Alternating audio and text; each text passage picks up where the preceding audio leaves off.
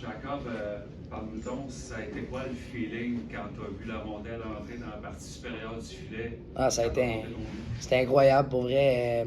Une très belle passe de mon coéquipier Chandler. Je pense que c'était un moment incroyable. Je vais m'en rappeler toute ma vie.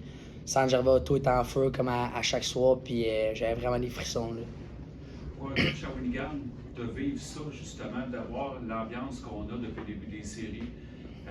Écoute, je te pose la question, je connais la réponse, ça va être vraiment spécial de vivre ça. Là. Ah, vraiment? Tu sais, j'ai rarement vu une place à Shawinigan autant, comment je pourrais dire ça, autant dedans, mettons, avec nous autres. On sent vraiment que les fans sont avec nous. Tu sais, comme tu dis, je viens de Shawinigan, puis j'ai rarement vu ça, une foule autant présente. On est quasiment 3000 personnes à chaque soir, fait que c'est vraiment incroyable. Là. Comment tu vois la suite de la série? Ben, c'est une excellente équipe. Ils travaillent fort, on l'a vu, ils ont quand même bien sorti. Il va juste falloir qu'on continue. Il va falloir qu'on trouve les moyens de gagner des matchs comme on fait, qu'on continue à gérer notre rondelle, qu'on soit plus physique qu'eux, puis le reste, tout va bien aller.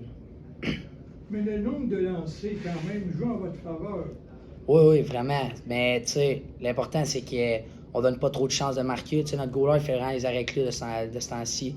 Ben, en vrai, tout le temps, Mathis, il est vraiment présent pour nous autres pendant les séries. C'est une personne incroyable. Il est là dans les moments clés. Puis, tu sais, il ferme la porte, même si les lancers sont en notre faveur. Je veux dire, il est là quand c'est le moment. Puis, l'important, c'est juste qu'on continue à dominer nous autres aussi.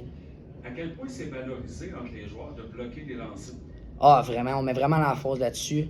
Tu sais, je pense qu'on peut le voir. À chaque fois qu'il y a un lancer bloqué, c'est quasiment comme si on avait scoré le but en prolongation de la 7e game de la Coupe Stanley. Je veux dire, tu sais, tout le monde se lève, tout le monde est ensemble, puis c'est ça qui fait qu'on est vraiment un groupe uni. Là. Merci. Daniel, je vais être redondant.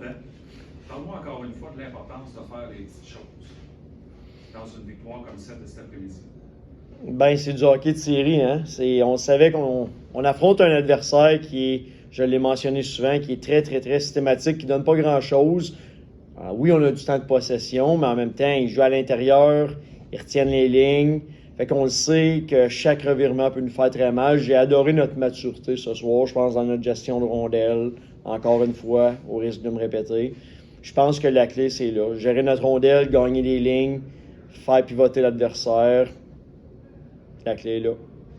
Un gros but qui est venu d'un gars de 3e, 4e trio Oui. en 3e période. Oui. Écoute, je m'en vais poser la question. Comment tu perçois ça, justement, que tu es un gars comme Jacob Lachance qui marque le but gagnant dans un match comme celui-là?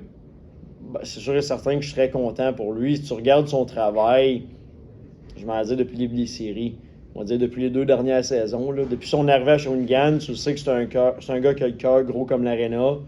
Pas pour rien qu'il est aussi adoré des partisans. Là. Oui, c'est un local, mais en même temps, toutes les fois qu'il est sur la glace, son effort est maximal, il est à 100% tout le temps. Puis de le voir récompensé dans un moment aussi important, c'est super agréable pour lui. Oui, mais je vais préciser ma question parce que là, oui, on parlait juste de Jacob Lachance, mais tu sais, La ces profondeur. gars-là sont les vedettes du club, Oui. qui sont les joueurs de soutien puis qui marquent des gros buts comme ça. 100%, mais c'est important, tu sais, c'est un travail d'équipe. Ça te prend des goals comme ça à des moments importants. Parce que c'est pas vrai, c'est la même chose à NHL, c'est la même chose dans tous les calibres. Les meilleurs marqueurs adverses, il y a toujours une surveillance accrue. T'as le meilleur duo défenseur, t'as le meilleur trio adverse toujours d'en face. Puis il faut, à un certain moment, que ces gars-là de seconde nature offensivement parlant, je te dirais, réussissent à contribuer. À ce soir, on a eu droit à ça. C'est quoi les pièges qu'on veut éviter pour la suite de la série là-bas? C'est un scénario, on va voir ça, on a appris nos leçons. Là. C'est un scénario qui est très similaire à la première ronde après 2 games. Puis on connaît le dénouement, le résultat de la 3e game. Fait que c'est sûr et certain qu'on va pouvoir se servir de ça. Ça fait pas plus tard que 2 semaines passées. Je pourrais dire qu'on a prêché par excès de confiance, mais on a joué notre moins bonne game de la série contre Val-d'Or lors de la game 3. Et c'est de bon augure pour le restant de la série?